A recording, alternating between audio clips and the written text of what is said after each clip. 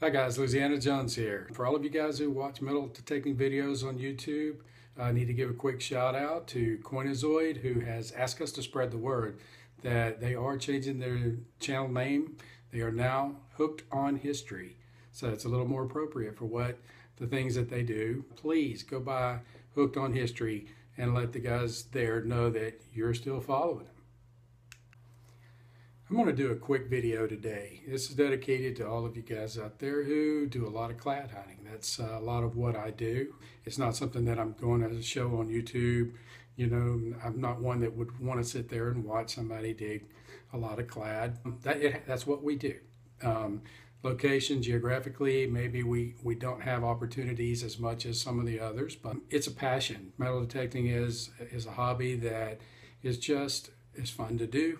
It's the only hobby I know that I can actually come home with more money in my pocket than when I left. So the question is what do you do with your clad? I'm going to show you some things that I do, and pretty much everything I touch turns to silver. Yeah, I went out a little bit today, gathered up some nice clad, and what I would like to do with this is simply turn it into silver. Hey, I'm going to show you how.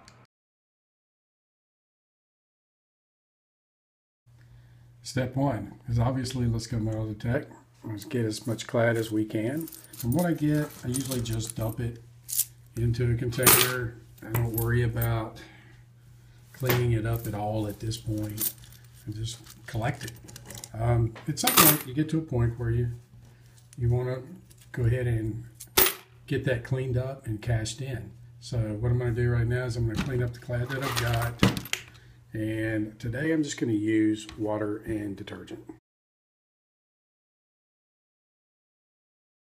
All right, step two, cleaning up the clad. You can just see that the water's getting really nasty. I'd already rinsed it out, so it's really taking a little bit of the extra dirt off. And I'll just stir it around. So I'm going to do that for about 5 minutes, and then we'll move along. Okay, we've got our clad all washed off, still a little bit discolored, but it's clean. And I ended up with 83 quarters, 160 dimes, and I believe that's 51 nickels, and one George Washington $1 coin. One thing I want to say real quick about clad hunting before we move on is when you're clad hunting, inevitably you're going to end up with some jewelry.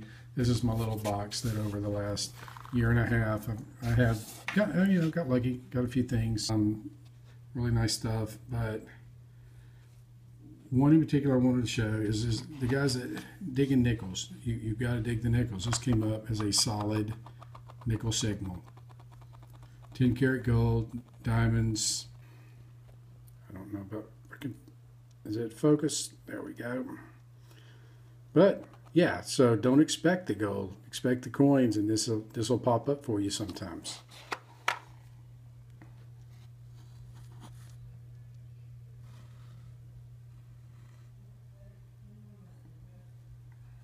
Okay, the French benefit of clad hunting right there. Okay, ready to move on to our next step.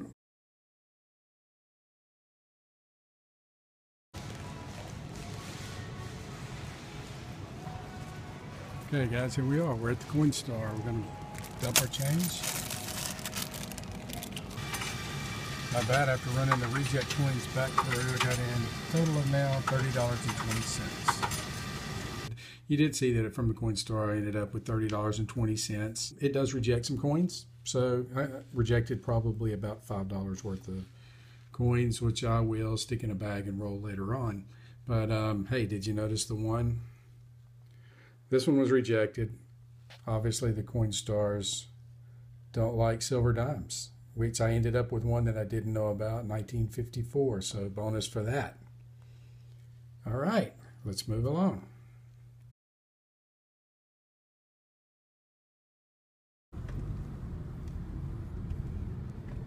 I'm gonna get some dimes, only got $30 in my pocket.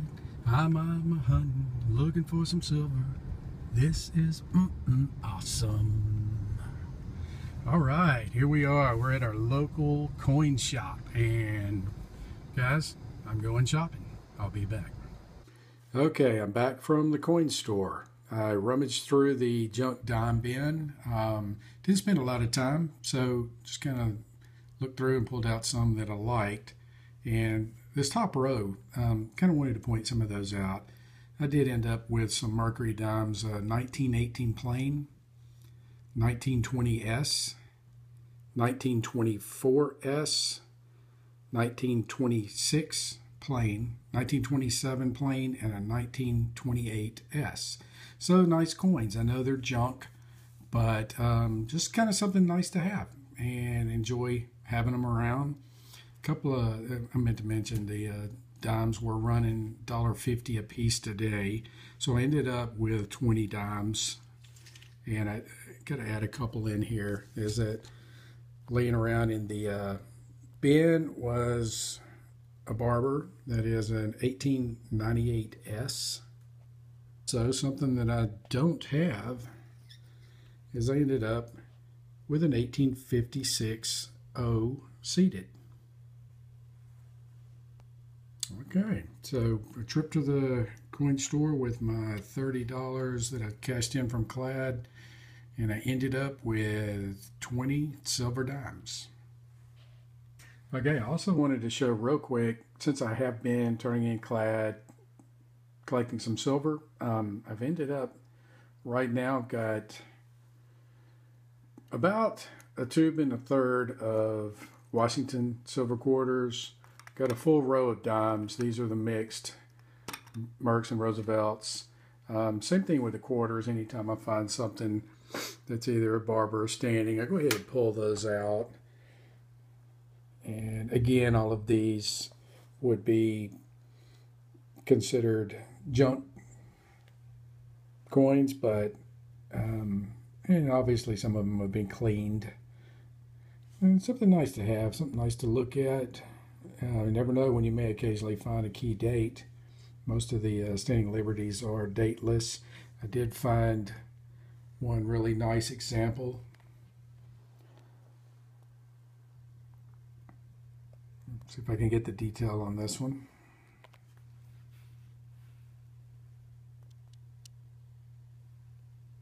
It was in 1930.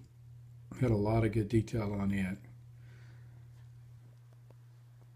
Okay, just my collection so far of silver from turning in Clad. Okay, I'm going to wrap this up just by reiterating that, my only purpose of making this video was for you out there that are metal detecting for fun, just going out and finding a lot of Clad. This gives you at least another option of what you might want to do with your Clad.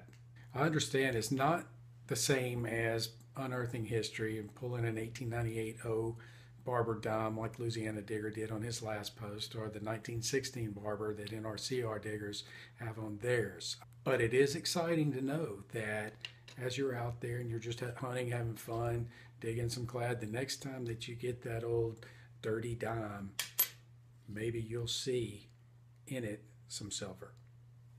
Thanks. Happy hunting, guys.